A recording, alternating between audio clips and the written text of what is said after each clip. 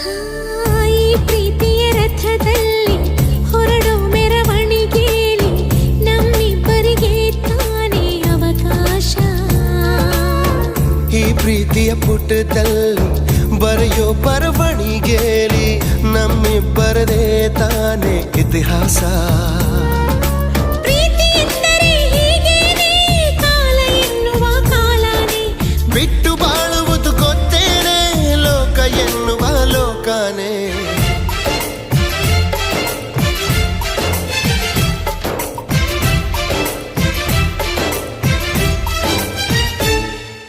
ನಿನ್ನಾಣೆ ನಿನ್ನಾಣೆ ಪ್ರೀತಿ ದೇವತೆ ನಿನ್ನಾಣೆ, ನೀನಿಲ್ದೆ ನಾನೆಲ್ಲ ದೇವರಾಣೆ.